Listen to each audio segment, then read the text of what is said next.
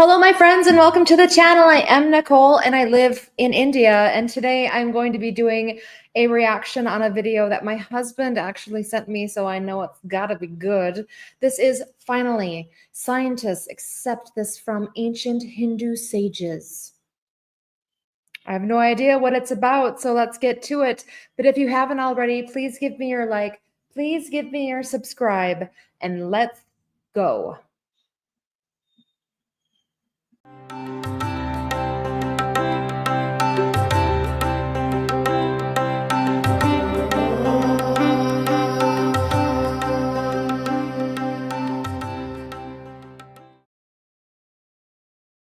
Was developed by two men, University of London physicist named David Bohm, who was a former protege of Einstein, and a Stanford University neurophysiologist named Carl Pribram. And they worked independently. Pribram was studying memory and found that there's evidence that the brain operates holographically. And Bohm was studying subatomic physics and found that on the subatomic level, the fabric of reality seems to possess properties that are reminiscent of a hologram. So if you put those two ideas together, that our brain seems to be holographic and the universe is holographic, it suggests that maybe it's compelling evidence that the universe may be a kind of hologram.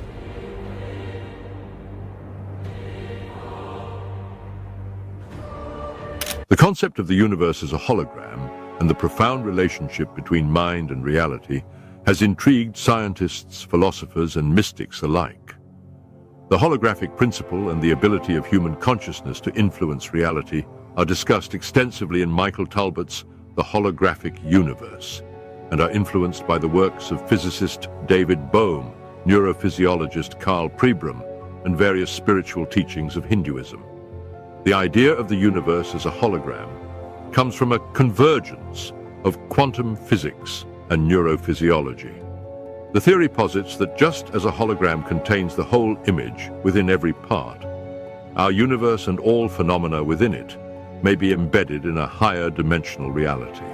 The two key figures who contributed to this concept were David Bohm and Carl Pribram. Bohm, a quantum physicist and a protege of Einstein, became disillusioned with the conventional understanding of quantum mechanics and developed a vision where reality is an implicate order, an underlying unified field where all things are interconnected. In this model, the observable universe, or the explicate order, is just a projection from this deeper level of reality. This idea aligns with quantum entanglement, where particles remain connected regardless of distance, suggesting that separation is more an illusion than a fundamental truth. Pribram's work in neuroscience complemented Bohm's theories. He discovered that the brain processes information in a holographic manner, distributing memory and sensory input throughout the brain, rather than in isolated regions. This discovery suggests that human perception itself is a holographic phenomenon, creating a subjective experience of a coherent and structured reality from a multidimensional wave-like domain. From the holographic perspective, reality is not as fixed and objective as classical physics suggests. If the universe is indeed a hologram, then consciousness might play a pivotal role in shaping reality. Bohm and Pribram's theories imply that the mind can influence the physical world because consciousness is deeply embedded in the holographic fabric of reality. This concept is supported by various phenomena such as telepathy, psychokinesis, and precognition, which have been traditionally dismissed as paranormal, but are explainable through the holographic model. Talbot's book, The Holographic Universe, presents evidence for this perspective, citing experiments such as those conducted by Princeton University's PEAR lab, where human intention was shown to influence random number generators. These findings indicate that consciousness can exert an influence on the physical environment, suggesting that the observer not only perceives reality, but also helps to create it. The holographic nature of reality resonates deeply with the teachings of Hinduism. Hindu philosophy, particularly as described in the Vedanta and Upanishadic texts, holds that the universe is Maya, an illusion or a projection. The Brahman, the ultimate reality, is unmanifest and formless, while the manifested world is a mere reflection, akin to a holographic projection from a higher dimensional reality. The ancient concept of Indra's net illustrates this beautifully. It is a metaphor describing a vast net of jewels, each reflecting every other jewel infinitely, symbolizing the interconnectedness of all beings and events in the universe. This idea echoes Bohm's implicate order, where all elements of existence are enfolded into a unified whole, and every piece of the hologram contains the entire image. Meditation and spiritual practices in Hinduism focus on realizing this ultimate oneness.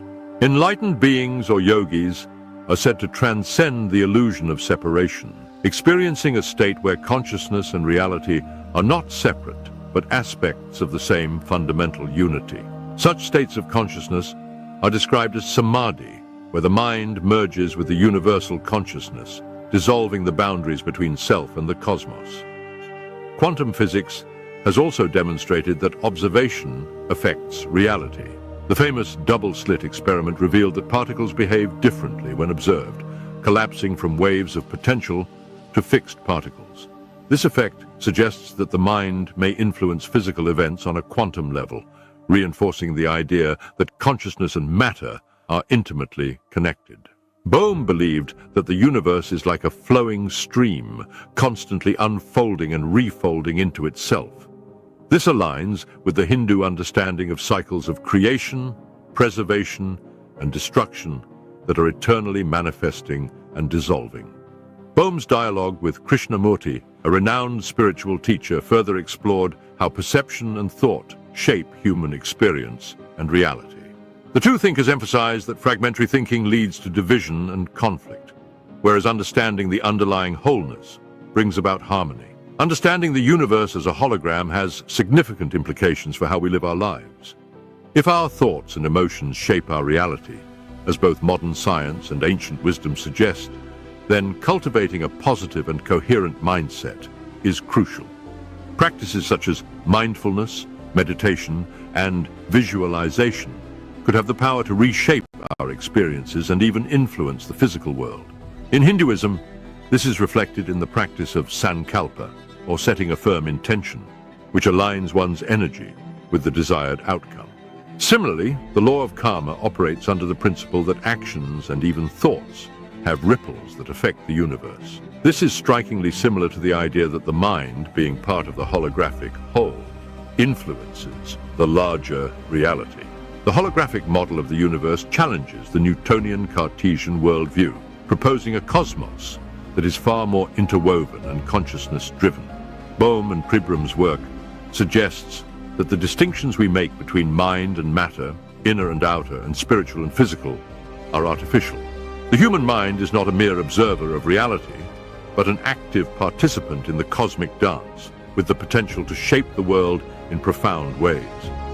Hinduism has long taught that reality is a unified, dynamic whole, and the self is ultimately one with the universe. Modern science is now catching up, offering a new lens to understand the mystical experiences and spiritual insights that have been part of human wisdom for millennia. In this view, the universe is not just a stage upon which we act, but a canvas that we co-create, a holographic interplay where consciousness and matter are inextricably linked.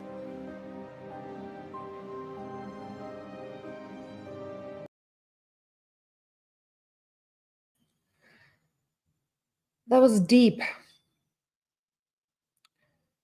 was very deep. So,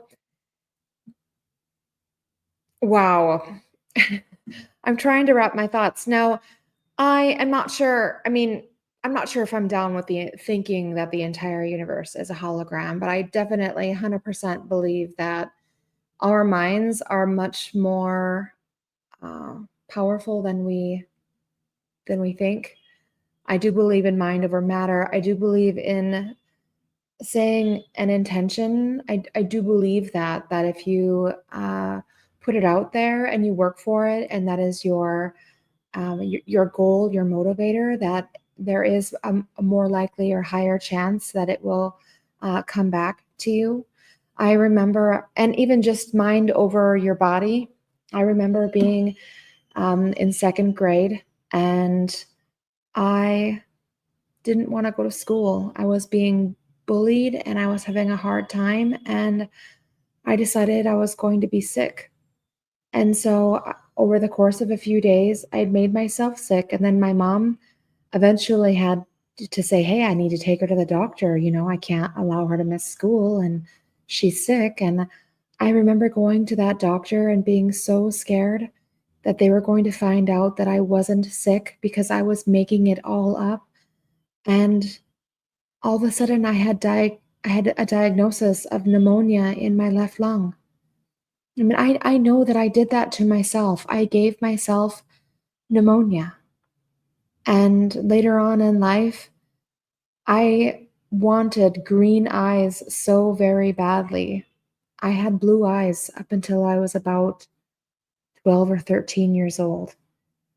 And after really setting an intention and really like wanting green eyes, I developed green eyes.